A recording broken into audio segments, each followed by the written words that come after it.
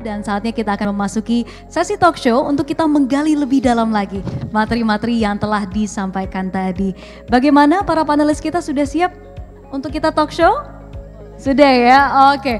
Baik, mungkin yang pertama saya ingin ke mentor saya terlebih dahulu, ada Bu Masyita Kristalin di sini gitu ya. Bu Masyita, kalau kita lihat dan juga mengacu kepada topik utama kita yakni inflasi, inflasi Indonesia itu masih berada di level yang bisa kita katakan cukup menggembirakan ya dibandingkan negara-negara lain. Kita melihat US juga inflasinya sudah melambung tinggi gitu ya. Rahasianya apa nih dari pemerintah dan juga strategi-strategi apa yang sudah dikeluarkan? Ya memang kan kalau ekonomi sudah mulai naik ya, tekanan harga itu pasti ada. Tapi inflasi Indonesia itu selain core sebenarnya kan banyak karena administered price dan volatile food gitu ya. Dari dulu selalu begitu gitu kan. Jadi kalau kita update klien juga bulan ini inflasi cabai, inflasi bawang gitu ya.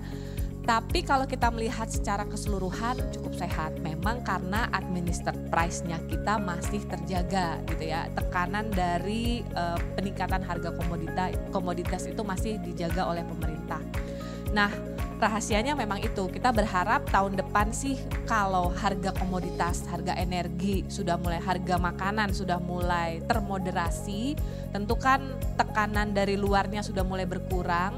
Windfall-nya otomatis berkurang juga kepada APBN, tapi juga support melalui kontrol harga atau subsidi juga bisa lebih termoderasi gitu ya. Karena memang dampak peningkatan harga, windfall terhadap subsidi dan kontrol harga itu sebenarnya netnya agak netral terhadap APBN gitu ya. Jadi tidak negatif terhadap APBN jumlahnya gitu ya. Nah, kita berharap ke depan tetap begini sehingga APBN cukup sehat untuk terus mendorong pemulihan ekonomi.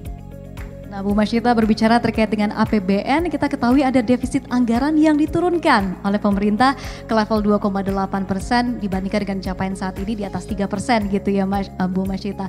Nah, strateginya apa nih untuk mencapai target yang bisa kita katakan ya cukup lumayan optimistis begitu? Jadi di era APBN 2023 itu kan di 2,85% ya. Jadi tidak terlalu kecil juga sebenarnya dibandingkan defisit fiskal kita yang biasanya. Nah, di sisi lain asumsi revenue itu juga berbeda. Jadi kita melakukan beberapa reformasi perpajakan misalnya dengan perubahan rate yang memang meningkatkan ekspektasi revenue pemerintah, dan dengan harga komoditas yang masih relatif terjaga walaupun mungkin tidak setinggi tahun ini. Dari sisi PNBP, penerimaan bukan pajak juga masih levelnya masih cukup tinggi. Jadi dari sisi revenue-nya juga memang naik, Mbak. Jadi penurunan dari sisi belanja tidak terlalu tinggi. Kemudian ada belanja-belanja yang waktu pandemi dikeluarkan karena extraordinary policy. Contohnya penyiapan vaksin dan seluruh infrastrukturnya. Itu kan sekarang dengan pandemi mudah-mudahan sudah beralih ke endemi, sudah tidak perlu pos pengeluaran itu, sehingga uang yang tadinya direalokasi untuk vaksin bisa kita kembalikan kepada pembangunan infrastruktur prioritas. Nah, selain itu pemerintah juga melakukan berbagai inovasi pembiayaan ya. Salah satu inovasi pembiayaan kita kan tadi fixed income, equity side cukup baik, tapi kita mau meningkatkan terus foreign direct investment termasuk equity financing dari sisi sovereign wealth fund kita. Jadi sekarang memang banyak sekali investor global itu yang masuk ke Indonesia Sovereign Wealth Fund menawarkan, karena memang yield yang sangat terbatas di berbagai negara, Indonesia menjadi menarik ya kalau memang pertumbuhan ekonomi ini bisa kita jaga gitu. Jadi dari sisi pembiayaannya relatif terjaga dan juga ada inovasi supaya tidak semuanya terbeban utang. Kemudian kalau kita melihat tadi Mas Anto cerita negara-negara yang sebenarnya dalam resiko tinggi dengan kenaikan suku bunga, ini adalah negara-negara yang level utangnya tinggi kan. Nah, Indonesia selama pandemi ini cukup manageable lah, moderat peningkatan utangnya dibandingkan GDP masih sekitar 40% dan terus turun. Dan kalau kita lihat indikator yang penting untuk Indonesia, contohnya ya, poverty, unemployment, itu adalah indikator-indikator utama selain pertumbuhan ekonomi. Itu juga penting karena kenapa? Karena itu sebenarnya adalah indikator daya beli juga gitu ya. Jadi kita bisa melihat apakah daya beli terjaga, apakah sudah berhasil itu dengan angka-angka lain itu. Jadi mudah-mudahan tetap stabil, dan tadi yang Pak Awan bilang ya, tetap Mas Anto keep calm and carry on. Kalau waktunya diskon, waktunya investasi gitu ya.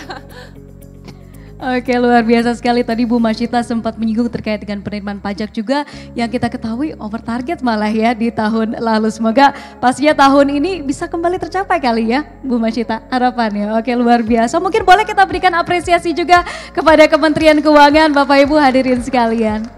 Baik, nah selanjutnya saya ingin ke Pak Anto, begitu ya. Pak Anto tadi mungkin sudah dijelaskan sedikit terkait dengan impact kenaikan suku bunga yang kita ketahui ini merupakan pertama kalinya ya dalam 18 bulan terakhir.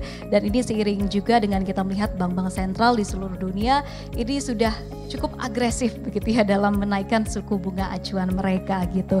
Nah seperti apa lebih detailnya impact terhadap pasar obligasi, Pak Anto? Terima kasih Mbak Monica. Kalau kita bicara impact kenaikan suku bunga dengan inflasi, theoretically ini juga akan push yield-nya untuk naik. Cuma yang menjadi pertanyaan adalah yield tenor yang mana gitu. Jadi kalau kita bicara di obligasi selalu ada pilihan, ada yang tenor pendek, menengah dan panjang. Yang menjadi penting kalau kita bicara kenaikan suku bunga, yang menjadi pertanyaan berikutnya adalah suku bunganya ini akan naik sampai berapa. Yang kedua time frame-nya sampai berapa dan kedepannya akan seperti apa. Kalau menurut kami dengan kita melihat proyeksi dari BI rate kemungkinan kenaikannya mungkin hanya sekitar 75 basis, dampaknya mungkin akan lebih ke short end dibandingkan dengan medium to long end. Kenapa? Karena kalau kita bicara dengan suku bunga naik dan ini bisa anchor inflation, maka kita ngelihat expected inflation kedepannya akan bisa lebih rendah. Ini yang kita sebut teknisnya kalau kita bicara yield curve, ini flatten yield curve. Makanya pilihannya sebenarnya kalau kita bicara bahwa kenaikan suku bunganya ini relatif terbatas dan ini bisa anchor expected inflation, justru ini juga kami melihat potensi ke pasar obligasinya masih ada positif untuk tenor yang agak menengah ke panjangnya.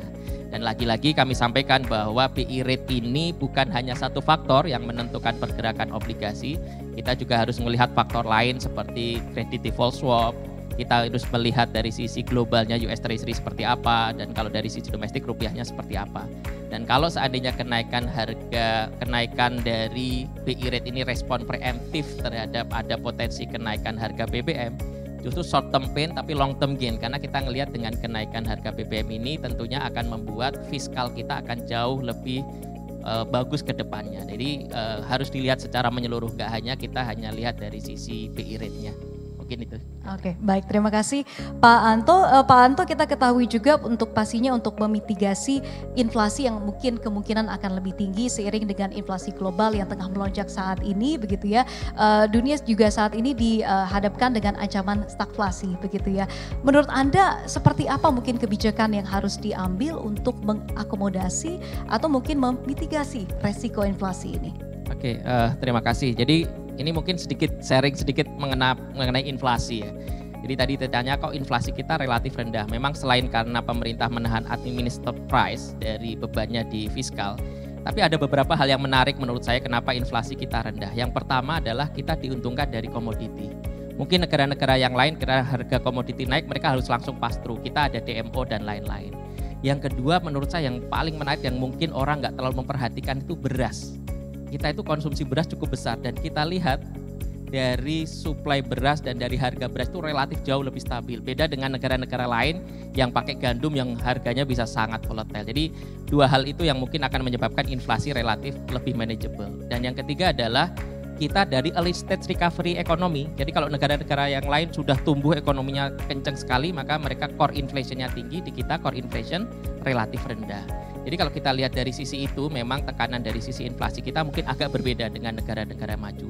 Nah, bagaimana kita bisa mempertahankan tingkat inflasi yang manageable ini? Menurut saya yang pertama tentu dari sisi policy yang dilakukan BI. Jadi dengan BI kemarin melakukan preemptif, kita ngelihat ini juga harapannya bisa meng-anchor expected inflation. Yang kedua tentu juga kita ngelihat dari sisi administered dan volatile food, karena biasanya dua itu yang akan sangat menentukan arah inflasi ke depannya seperti apa. Dan yang penting juga buat BI sebagai policy untuk melihat inflasi ke depan selain suku bunga ya tentu currency. Kalau kita bisa menjaga currency-nya relatif bisa cukup stabil, tentu tekanan imported inflation-nya juga bisa terkontrol. Jadi mungkin itu beberapa hal yang bisa dilakukan, tapi overall kalau kita bicara struktur inflasi kita memang agak berbeda ya dengan negara-negara yang lain, sehingga kita masih cukup yakin inflasinya masih akan bisa manageable. Oke, berarti inflasi kita harapkan masih cukup terjaga ya di level yang cukup sehat saat ini. Terima kasih Pak Anto. Nah masih terkait dengan inflasi dan juga kenaikan suku bunga, saya ingin tanyakan ke Pak Awan. Pak Awan, kalau kita lihat sepertinya hal ini sudah diantisipasi oleh market kita ya, dimana dengan adanya keputusan atau kebijakan-kebijakan ini kita melihat kemarin market kita masih cukup bertahan gitu ya dan cukup optimistis begitu melihatnya. Dan seperti apa Anda melihat terkait dengan hal ini Pak Awan? Iya Monica, jadi perlu kita sadari ya, mungkin bapak-bapak ibu-ibu juga sudah paham kalau inflasi itu aset yang diuntungkan sebetulnya kan equity ya, karena dia yang bisa bergerak seiring dengan inflasi gitu. Jadi sebetulnya inflasinya ada pun nggak apa-apa, masalahnya adalah perusahaan-perusahaan itu bisa pass on nggak harga service dan produk mereka gitu. Jadi itu dulu satu gitu, karena memang harusnya di equity kalau inflasi tinggi gitu. Nah yang kedua yang menariknya adalah telah disampaikan bahwa sebetulnya kita tidak bermasalah ya kan. Core-nya itu kan baru 2,9, bahkan bulan ini atau bulan depan itu adalah mestinya deflasi gitu ya, estimasinya BI. Jadi sebetulnya bauran kebijakan itu Monica, bapak-bapak ibu-ibu sekalian, memberikan dampak lebih baik gitu ya, karena jadinya manageable kenaikan harga jika terjadi kenaikan, dan daya beli masyarakat itu tidak denting gitu, tidak rusak, sehingga mungkin mereka lebih berani mengkonsumsi lebih banyak, dan tentunya ini akan terreflect di bottom line perusahaan-perusahaan tersebut. Jadi kalau ke equity itu dia poinnya, inflasi pun nggak apa-apa karena bisa diabsorb, memang begitu gitu ya class of assetnya. Tapi kelihatannya inflasinya mild, dan seperti saya gambarkan tadi, ekonomi kita itu mestinya benefited posisinya gitu. Memang terlambat, tapi justru terlambat yang menguntungkan karena masih bertumbuh, dan mudah-mudahan belum kita turun terlalu dalam, negara-negara lain trading partner kita sudah recover. Oke, berarti masih cukup optimistis, dan juga tadi disebutkan di awal oleh Pak Adi begitu ya, Mandiri Manajemen Investasi menargetkan IHSG kita bisa di level 7.800 hingga 8.100 gitu. Dan mungkin bisa dijelaskan. Dengan valuasi masih menarik ya, masih di bawah rata-rata 10 tahun, mungkin 16,5. Jadi itu bukan level yang terlalu tinggi. Oke, nah itu masih cukup menarik gitu kan. Mungkin boleh dibocorkan sedikit Pak, mungkin kepada para investor kita yang ada di sini gitu ya, para nasabah, sektor-sektor apa nih yang menarik untuk dilirik? Sebenarnya ini bukan bocoran, jadi maksudnya ya textbook lah gitu ya. Kalau main bola itu orang udah tahu lah tiki taka, kalau lawan apa gitu ya. Kalau mau parkir bus lawan apa gitu. Bapak-bapak saya yakin Monica juga sering update itu tiap hari lah gitu. Jadi itu udah investment 101 gitu. Tapi itu confirm dari apa yang disampaikan oleh Dr. Sita gitu ya, oleh Pak Anto gitu, dan paparan kita tadi sebagai konklusi, yang bisa kita lihat itu confirm opening ekonomi itu akan sektor yang diuntungkan gitu ya. Dalam hal ini yang masih laggard telekomunikasi, retailer gitu ya, itu akan diuntungkan. Sisi lain ya boom komoditi ini juga nggak tiba-tiba hilang kok gitu ya. Kita masih akan terus menikmati, tadi juga disampaikan bahwa trade balance kita juga akan terus improve, dan mestinya kita masih terus di 2023 ada positif gitu ya dari current account kita, sehingga perusahaan-perusahaan yang pernah performing di first half atau di 2021 masih akan jalan, tapi motornya mungkin akan berpindah ya ke yang laggard, telkom, perbankan gitu ya, dan juga retailer. Oke, nah itu tadi ada beberapa ya Bapak Ibu sekalian. Nah terkait dengan komoditi super cycle, saya ingin tanyakan dan saya ingin gali lebih dalam lagi. Ada Ibu Masyita Kristalin di sini ya. Kita ketahui ekonomi kita sangat diuntungkan dengan adanya komoditi super cycle di tahun 2021 dan juga 2022 yang membuat trade balance kita surplus, current account kita yang dulunya defisit ini juga bisa jadi surplus gitu ya. Tapi kita ketahui komoditi super cycle ini tidak akan berjalan selamanya gitu ya. Seperti apa mungkin strategi pemerintah untuk memitigasi jika nantinya bisa kita katakan komoditi super cycle ini sudah berakhir, Bu Masyita? Makasih Mbak Monica, memang benar ya, trade surplus kita itu kalau kita disagregasi memang dampak karena perubahan harga memang sangat mendominasi dibandingkan perubahan karena quantity ekspor yang naik. Memang betul, secara agregat. Akan tetapi kalau kita buat disagregasi antar sektor dan by value added, sebetulnya kita bisa lihat bahwa program hilirisasi yang dilakukan pemerintah, tadi Pak Luhut juga menyampaikan, steel misalnya ekspornya naik 70% lebih year on year dan akan terus naik gitu ya. Dan memang ada beberapa hilirisasi untuk EV battery contohnya yang sedang kita kerjakan, itu mulai menunjukkan perubahan gitu dari sisi kuantitinya juga. Memang tidak mungkin mengubah struktur trade balance secara instan, karena Indonesia itu dulu isunya dengan trade balance adalah begitu ekonomi pick up, maka dia langsung defisit karena importnya akan naik lebih cepat daripada ekspornya. Elasticity import terhadap pertumbuhan ekonomi lebih tinggi daripada elasticity ekspornya. Nah, tapi kalau kita sudah mulai hilirisasi, value added sektor sudah mulai naik, maka kita berharap ya trade balance itu sudah tidak mempunyai nature yang seperti dulu lagi. Namun kalau pertanyaannya apakah akan instan?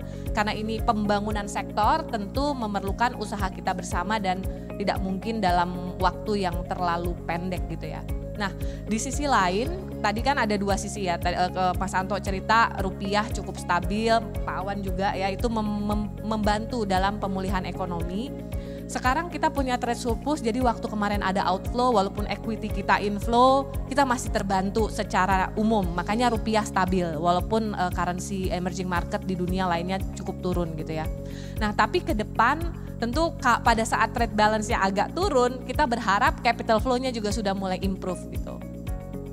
Oke, baik, terima kasih Bu Masyita. Dan masih terkait dengan komoditi super cycle ini saya ingin tanyakan lagi nih ke Pak Awan gitu kan. Tadi Pak Awan katakan komoditi super cycle ini tidak akan terhenti secara tiba-tiba, jadi mungkin ada prosesnya gitu kan. Nah, lantas seperti apa mungkin outlook dari sektor komoditas kalau kita berbicara hingga akhir tahun 2022 ini dan juga mungkin nantinya di tahun 2023, Pak Awan? Oke, ya tentunya yang kita lihat seperti misalnya minyak mentah gitu ya, atau batu bara kan itu yang langsung jadi sorotan gitu ya. Memang akan volatile sih gitu ya, akan volatile. Tapi apakah kita akan melihat level misalnya untuk oil price balik lagi ke 70 karena Amerikanya mengalami resesi gitu, atau Europe-nya mengalami resesi, mungkin tidak gitu ya, atau sampai 50 dolar per barrel, mungkin tidak seperti itu untuk jangka pendeknya gitu ya. Jangka panjangnya ketika sudah ada substitusi bisa jadi gitu ya. Nah, harapannya Indonesia berperan nih di situ, di sini nih gitu, ketika electric vehicle ini sudah ada gitu ya. Kita bisa merubah ekspor nikel mentah kita gitu menjadi baterai, itu luar biasa. Itu akan jadi pengungkit yang luar biasa buat ekonomi kita. Jadi shifting saja. Alhamdulillah kita ini kalau kata Kus Plus bukan lautan, hanya kolam susu gitu ya. Jadi negara yang kaya raya. Kita ada minyak, kalau minyak turun nggak apa-apa, toh shiftingnya ke nikel, masih kita juga. Jadi don't worry too much dengan super cycle kembali. Bapak-bapak, ibu-ibu, terutama untuk yang ingin enhancing portofolionya, entah dana pensiun, asuransi, dan itu jangka panjang ya, gitu. Jangan pusingin volatility jangka pendek. Jadi mungkin certain persen itu nggak apa-apa, exposure-nya merem aja ke equity ya. Bukti kok 17 kali dalam 20 tahun, itu belum ada apa-apanya. Sekarang 10-20 tahun lagi ke depan dengan platform cetak biru yang ada dari pemerintah, 17 kali lipat lagi mestinya itu sesuatu yang konservatif. Baik, thank you Pak Awan. Pak Awan, ini pertanyaan terakhir karena saya baru diinfo katanya kita keasikan ngobrol, jadi nggak memberikan ruang untuk para penanya kita yang tergabung di Zoom dan juga pastinya offline yang ada di sini ya. Mungkin pertanyaan terakhir saya tujukan kepada Pak Awan.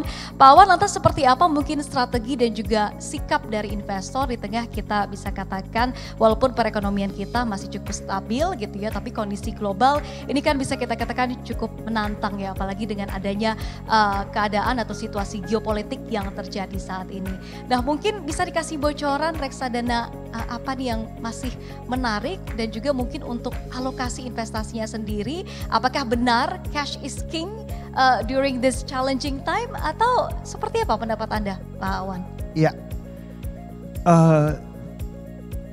Ini mungkin prolog gitu ya. Sebelum ini tadi ngobrol sama Dokter Sita, katanya ekonomi itu bagus atau jelek itu kan kayak pigeon contest gitu, harus ada pembanding. Nah, sekarang pembicaraannya adalah harus bagaimana investor gitu ya.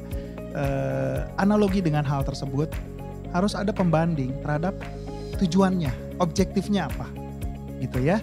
Jadi kalau objektifnya nih uang buat acara menikahkan anak tahun depan atau apa gitu ya, dengan kondisi seperti ini ya jangan ke equity market gitu ya. Jangan-jangan nanti nggak kebayar panjer gitu kan. Tapi kalau untuk jangka panjang gitu ya, nah cuman kita masih worry dengan volatility. Nah saran kita adalah diversify secara maksimal gitu. Call kita sektor A, sektor B yang akan naik gitu ya. Ternyata yang naiknya sektor C atau sektor D itu udah biasa gitu ya. At the end of the day, the truth is coming from the market. Kita cuma bisa nganalisis dugaan kita gini, tapi yang paling benar adalah market. Jadi kalau kita khawatir dengan itu, ya udah kita diversify saja. Ini untuk orang kedua yang ingin ada exposure jangka panjang, tapi kok deg-degan ya ngelihat turun naik gitu. Diversify maksimal. Ya, karena kata kuncinya yang penting adalah kita invest di Indonesia. Ya, ini kalau saham ya ekonomi Indonesia blue chips punya. Ya, kita punya bonus demografik nih sampai 2045, ya kan? Terus yang kedua, kita ada reform di birokrasi, ya, sehingga lebih efisien tumbuh kita gitu, ya. Nah, ini sumber pertumbuhan yang nggak akan terganggu oleh pihak lain gitu ya, nggak kayak Jepang kalau ekspornya nggak perform, stock marketnya drop gitu. Jadi in the long run gitu. Tapi kita kan open economy ya, tetap ada terpengaruh sama global. Jadi itu dia, yang khawatir dengan volatility tapi ingin jangka panjang, diversify maksimal. Carilah portofolio reksadana yang blue chips atau index fund sekalian yang menggambarkan ekonomi Indonesia. Nah, untuk yang siap dengan volatility, apalagi jangka panjang juga mereka mau gitu ya, ya pastinya ya siap dengan volatility. Itu cari reksadana-reksadana yang punya beta tinggi. Karena itu yang paling diuntungkan, yang paling sensitif akan pertumbuhan Indonesia ya. Indonesia ya turun naik, tapi trennya adalah naik. Jadi kalau kita bicara 17 kali lipat ke depan, kalau ada reksadana dengan beta 1,3 ya dia yang paling untung. Kalau reksadana indeks kan paling ya cuma 17 kali lipat. Tapi kayak yang 1,3 ya 1,3 kali 17 kali lipat. Nah sekarang MMI punya apa gitu ya. Untuk yang well diversified kita punya index fund ESG, temanya tema kekinian banget dan mungkin ini masa depan ya gitu, di environment, social dan good corporate governance. Nah yang kedua yang betanya tinggi apa? Kita juga punya small cap, kita juga punya all caps reksadana, itu juga bisa digunakan. Jadi kembali lagi Monica, seperti pertanyaan Bapak Ibu investor, kata kuncinya adalah lihat dulu objektifnya apa. Gitu ya, sama kayak pigeon contest tadi gitu. Kalau nggak ada pembandingnya susah. Nah, objektif adalah pembanding. Ya, tapi saya paham kita semua maunya objektif jangka pendek, return maksimal gitu kan. Tapi itu too good to be true. Hati-hati dengan money scheme gitu ya. Mungkin itu. Baik, terima kasih sekali Pak Awan. Dan selanjutnya Bapak Ibu hadirin sekalian, kita akan masuk ke dalam sesi Q&A. Dan mungkin untuk yang pertama kita akan bacakan terlebih dahulu pertanyaan-pertanyaan yang telah kami dapatkan dari partisipan kami di Zoom. Namun kami ingatkan juga kepada Bapak dan juga Ibu yang telah hadir secara offline di sini bersama dengan kami. Jika Bapak dan Ibu mempunyai pertanyaan, nanti kami juga akan membuka sesi Q&A untuk para partisipan yang telah hadir di sini. Mohon disebutkan nama, instansi atau afiliasi, pertanyaan dan juga pertanyaan ditujukan kepada siapa, dan nantinya akan langsung kita tanyakan kepada para panelis kita yang telah hadir pada pagi hari ini. Baik, langsung saja kita bacakan pertanyaan yang pertama. Ini dari Muhammad Kurniawan. Pertanyaan pertamanya adalah, sebagaimana disampaikan bahwa GDP akan membaik ke depannya, apa yang menjadi penggeraknya? Apakah konsumsi? Dan dilihat dari resiko meningkatnya inflasi, belum lagi prospek kenaikan harga, bagaimana kondisi daya beli masyarakat ke depannya? Bukankah dengan inflasi yang tinggi akan menurunkan daya beli masyarakat? Mungkin boleh kita jawab yang pertama terlebih dahulu. Mungkin boleh dari Bu Masyita, tanggapan terkait dengan inflasi yang meningkat akan menurunkan daya beli ke depannya. Makasih. Jadi kalau all else equal, tidak ada perubahan revenue atau pendapatan atau GDP, maka harga naik menurunkan permintaan, itu betul. Tapi apakah kenaikan harga atau inflasi yang terjadi saat ini pasti menurunkan konsumsi? Itu ada beberapa faktor lain. Faktor lain dari sisi konsumsi itu adalah pendapatan sebetulnya. Makanya kita harus menjaga juga di satu sisi pertumbuhan ekonomi. Kedua adalah marginal propensity to consume bagi level income yang berbeda. Ya, jadi sekarang yang marginal propensity to consume-nya tinggi adalah bottom 40%, yang 40% terbawah ini yang dijaga oleh fiskal. Ya, tapi kalau yang di atas itu sebenarnya tidak ada hantaman dari sisi income yang terlalu tinggi. Ya, kemudian tadi seperti yang saya sampaikan, seluruh sektor yang labor absorption-nya tinggi, ya, dan juga banyak mengambil tenaga kerja yang level di menengah ke bawah, itu juga pertumbuhannya cukup tinggi sehingga kita mengharapkan dari sisi income terjaga.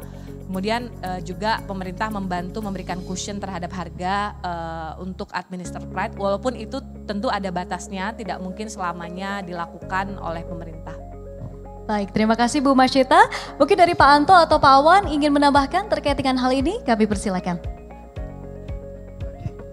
Kalau saya cuman simpel saja tentang bapak-bapak, ibu-ibu tentang inflasi ini. Kalau konteks secara keilmuan, Dr. Sita sudah menyampaikan tadi. Mungkin kalau saya konteks secara karikatural gitu ya. Kalau kita dulu kuliah termodinamika gitu, itu sebetulnya inflasi itu adalah suhu gitu ya, bukan guru, maksudnya temperatur gitu. Ya analoginya itu. Simpel aja, waktu kita masuk ke ruangan ini, kalau suhu kita ketinggian nggak boleh masuk ya. Itu inflasinya yang runaway inflation gitu, sakit gitu kan. Nah, kalau misalnya suhunya kerendahan, jadi suhu rendah juga problem gitu. Kalau suhunya 15 gitu apa bagus, ya itu kayaknya udah dikirim ke RSCM atau kenapa gitu ya, nggak akan hadir di sini. Alhamdulillah most of us di sini 36,5. Indonesia kalau dilihat di paparan saya tadi, 2008 inflasi kita tinggi banget. Lagi sakit ya mungkin ya. Jadi sebelum COVID nyampe ke Indonesia, inflasi kita udah demam duluan, udah COVID masa itu gitu ya. Sekarang berapa? 4% gitu ya. Tinggi nggak ya dibandingin dulu ya 9, 7, 8 ya tinggi lah gitu ya. Sekarang kita lebih baik. Tapi gimana kalau misalnya inflasi kita itu cuma 0,5 atau bahkan negatif? Ya mungkin kita kayak Jepang gitu ya. Mengalami deflasi, pertumbuhan ekonominya bermasalah gitu ya. Karena terlalu rendah. Jadi yang pas-pas aja. Dan market mesti ngelihat pertumbuhan kita seiring dengan inflasi yang ada. Dan real interest rate nggak apa-apa negatif ya. Selama kita deliver growth gitu. Jadi jangan terlalu concern, tadi udah disinggung oleh Bu Masita. Inflasi boleh naik, tapi kalau kebeli kan nggak apa-apa. Itu emang menunjukkan bahwa welfare kita meningkat ya. Di Amerika tahun 1900 itu New York Times koran itu harganya cuma berapa cents gitu ya. Tapi sekarang mungkin $2, $3 gitu kalau pakai kertas gitu ya.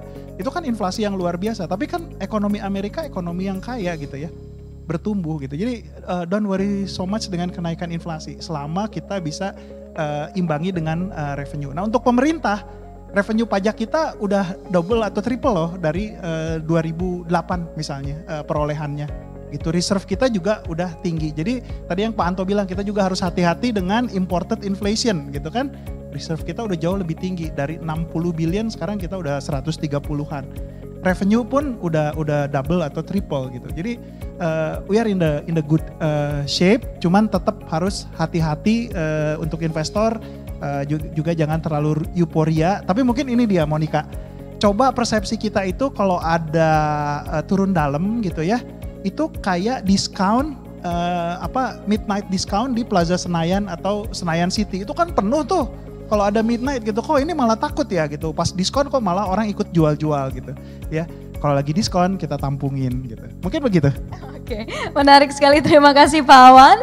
Dan next question saya lihat kayaknya nih masih untuk Pak Awan lagi nih karena berkaitan dengan market ya. Langsung saja kita bacakan ya. Ada pertanyaan dari Setio Raharjo dari Yakes Telkom yang menanyakan untuk Pak Hernawan. Kalau dilihat prediksi tahun 2023 yield 10 tahun relatif sama dengan tahun 2022 dan JCI bisa mencapai 8.300 naik cukup signifikan dari tahun 2022. Apa bisa dikatakan lebih menarik equity untuk tahun depan karena potensial upside-nya akan lebih besar? Silakan Pak Awan. Oke, jadi itu kan yang 10 tahun ya, tadi Pak Anto juga nyampe. Mungkin ini yang lebih relevan jawab Pak Anto, tapi karena saya yang nulisin ya mungkin izin Pak Anto saya jawab. Kenapa di 7%? Karena kita ngelihat itu tadi nanti the Fed-nya akan pivoting ya. Ini akan berdampak ke kita juga, jadi nggak akan naik banyak gitu. Kecuali the Fed akan mengambil Volcker Way, naikin 20% gitu. Dokter Sita kira-kira mungkin nggak gitu Volcker Way gitu ya. Karena sekarang debt-nya Amerika udah 120%. Mereka harus meniti 2 jurang ya. Jurang inflasi, runaway inflasi sama jurang refinancing gitu. Kalau dinaikin kayak begitu kan berapa ya bunga US Treasury gitu kalau 20% ya. Bisa nggak mereka membiayai hutangnya sebesar itu. Jadi kita ngelihat mestinya akan pivoting, makanya akan di 7%. Nah kalau memang di situ kan 10 tahun bonds itu juga resep untuk memvaluasi equity ya gitu kan ya untuk diskon rate-nya. Jadi kita ngelihat growth-nya ada, diskon faktornya tetap di situ ya makanya akan ada pertumbuhan gitu ya. Kalau untuk long term menarik mana equity sama fixed income. Jadi saya menjawab pertanyaan Pak Setio ini saya kacamatanya long term gitu ya. Selalu akan lebih menarik equity ya karena tadi 20 tahun terakhir itu adalah 17 kali pertumbuhannya gitu. Saya nggak tahu boleh confirm ya Mas Anto kalau agregatnya bonds dalam 20 tahun terakhir tumbuhnya berapa gitu ya. Bisa jadi saya keliru. Tapi ini 1.700% which is 86% per tahun. Jadi kalau untuk jangka panjang iya Pak gitu stay with equity.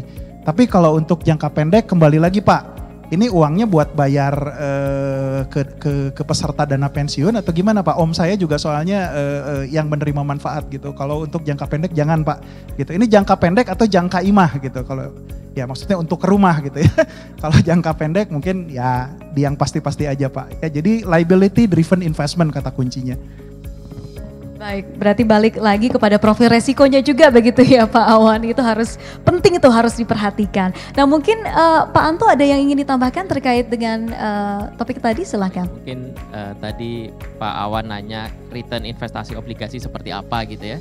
Kalau kita ambil historical panjang mungkin 15-20 tahun terakhir secara return rata-ratanya positif. Tapi mungkin lagi-lagi yang selalu kami sampaikan ke Bapak Ibu, entry level itu penting. Jadi kalau kita bicara historical, waktu itu kita belum investment grade, yield kita berapa? Mungkin 12-15%. Sekarang kita udah investment grade, yield kita berapa? 6-7%. Jadi dengan entry level yang 6-7, mungkin kita mengharap return seperti historical bisa 13-14%, jadi probability-nya kecil. Jadi kalau ditanya posisi sekarang, kita bicara 10 tahun ke depan, karena kita percaya Indonesia semakin bagus, ratingnya harusnya improve, cost of fund harus turun.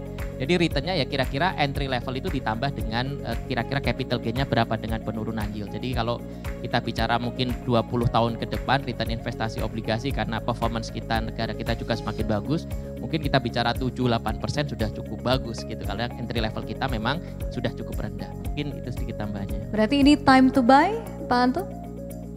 Kalau kita tadi bicara fair value, kita bicara supply, kita bicara bond fund flows, secara valuasi sudah netral karena kita ngelihat dari sisi US Treasury yield saat ini dengan CDS dan rupiah di level saat ini mungkin memang sekitar 7,1-7,2. Tapi kalau kita punya investment horizon agak panjang karena kita percaya Indonesia akan bisa re-rating story, CDS kita bisa improve dan kita percaya US Treasury yield juga bisa lebih rendah, ya kita suggest untuk bisa untuk medium term outlook kita masih prefer untuk bisa beli saat ini juga. Gitu kira-kira. Oke, baik, terima kasih Pak Anto dan juga Pak Awan. Selanjutnya Bapak Ibu hadirin sekalian, kami membuka kesempatan bagi Bapak dan Ibu yang hadir secara offline di sini untuk bisa langsung menanyakan pertanyaan Bapak Ibu kepada para panelis. Jadi jika ada yang mempunyai pertanyaan, kami mohon untuk mengangkat tangan, lalu kemudian menyebutkan nama, instansi atau afiliasi, pertanyaan, lalu kemudian pertanyaan ditujukan kepada siapa. Boleh kita lihat siapa yang kira-kira ingin bertanya, Bapak Ibu? Ini mumpung para panelisnya ada di sini secara langsung gitu ya, jadi bisa langsung memberikan jawaban dari Bapak Ibu. Apakah ada? Oke, sepertinya belum ada. Kalau belum ada berarti kita mungkin akan mengambil pertanyaan terlebih dahulu dari partisipan kita secara Zoom. Kita tunggu sebentar, apakah ada? Oh ada, secara offline. Oke, baik, langsung saja. Tolong diberikan mic. Terima kasih. Saya Uke dari Aksa Mandiri ya. Tadi kalau disampaikan bahwa trade balance kita sangat positif gitu ya, which is memang didrive oleh komoditi gitu ya. Nah, tapi lain pihak kita juga ada challenge bahwa US sama Europe memang masih ada problem gitu ya. Tentunya pada saat membuat modeling bahwa defisit diperlebar, hari ini pasti sudah dipikirkan dengan baik gitu kan. Meskipun kita lihat juga tadi dicoba diturunkan dari 3 ke 2 point something gitu, which is very positive gitu kan. Nah, kita ini kan banyaknya dealing di market dengan rumors gitu ya. Dan itu perlu ada suatu jawaban yang mudah dicerna gitu. Berapa lama kira-kira ini si US dan China ini akan punya problem? Kemudian bagaimana impactnya kepada yang classical issue sering ditanyakan ini, hutang kita gitu ya. Which is tadi kalau kita lihat healthy dengan 40% gitu kan. Tapi kalau ini nggak bisa kita tebak gitu, impact kepada DSR tuh gimana gitu ke depannya gitu. Apalagi kalau kita bicara tahun depan ini kan kita defensive mode ya, orang-orang atau para pengusaha itu gitu. Nah ini kita perlu satu jawaban yang solid, yang mudah dicerna, bahwa utang kita ini masih sehat, terkontrol, meskipun memang ada tantangan bahwa karena defisit kita ini sebenarnya trade balance kita cukup healthy, meskipun kita ada tantangan di Cina dan di Europe terutama. Itu aja sih mungkin, terima kasih. Baik, terima kasih Bapak atas pertanyaannya. Mungkin menurut saya yang bisa menjawab terkait dengan hal ini saya serahkan kepada Bu Masyita. Silakan Bu Masyita. Terima kasih Bapak pertanyaannya. Jadi kalau pertanyaan pertama, Bapak butuh kepastian mengenai US dan China. Kayaknya susah Pak saya ngasih kepastian. Tapi yang bisa kita lakukan sebagai pelaku pasar dan juga pemerintah adalah menciptakan senario kan. Kalau US begini, Cina begini, apa yang harus kita lakukan ya. Tapi kalau Bapak tanya kemungkinannya bagaimana, kemarin waktu US itu mengumumkan 2 kali GDP-nya negatif, mungkin kita perlu ini sedikit ya, mengingat sedikit bahwa US itu mengumumkan GDP quarter on quarter. Kalau kita kan quarterly GDP kita year on year ya. Jadi memang kalau di-convert ke year on year, sebenarnya dia pun belum technical recession. Ya, taruhlah dia dikatakan technical recession karena quarter on quarter tadi, ada variabel lain yang bisa menyatakan US itu resesi atau tidak.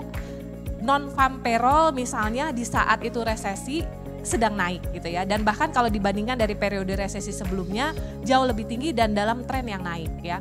Kemudian industrial productionnya US juga di periode waktu 2 kuartal growth itu juga masih naik. Artinya memang ada resiko, tapi kelihatannya seluruh dunia dengan pemulihan ekonomi dan pandemi memang sudah mulai resiko itu sedikit termoderasi lah ya.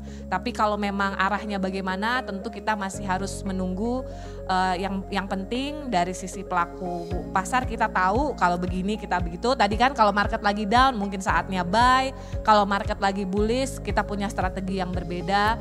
Dan juga dari pemerintah kami memikirkan kebijakan tentu tergantung dengan global condition dan external factor lainnya.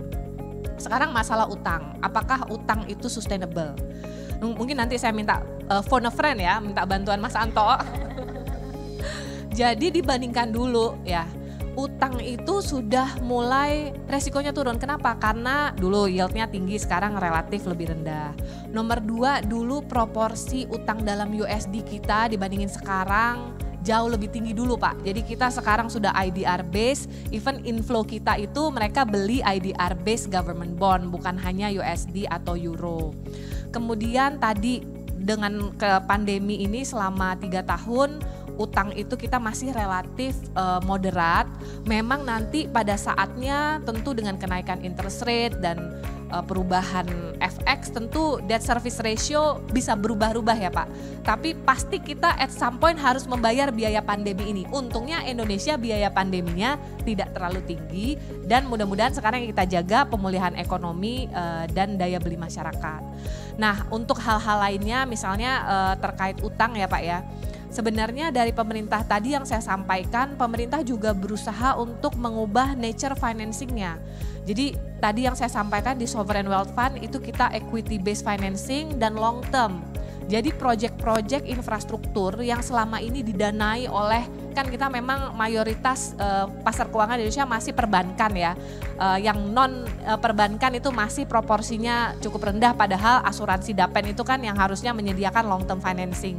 Nah sekarang kita mulai beralih reform asuransi dan Dapen supaya lebih sehat, membuat sovereign wealth fund supaya tidak melulu dengan utang, tapi juga bisa dengan pembiayaan jenis lain seperti equity. Mungkin gitu, terima kasih. Oke, baik, terima kasih Bu Masyita atas penjelasannya. Mungkin dari Pak Awan atau Pak Anto ingin menambahkan? Silakan. Sudah ya? Oke, baik kalau sudah kita tutup sesi talk show-nya karena waktu kita juga sudah habis. Terima kasih pastinya kami ucapkan kepada semua panelis kita, luar biasa sekali. Diskusinya hari ini boleh kita berikan tepuk tangan Bapak Ibu hadirin sekalian. Kepada para panelis kita ada Pak Awan, Pak Anto dan juga pastinya Ibu Masyita Kristalini. Kami mohon untuk bisa kembali ke tempat duduk. Terima kasih sekali lagi.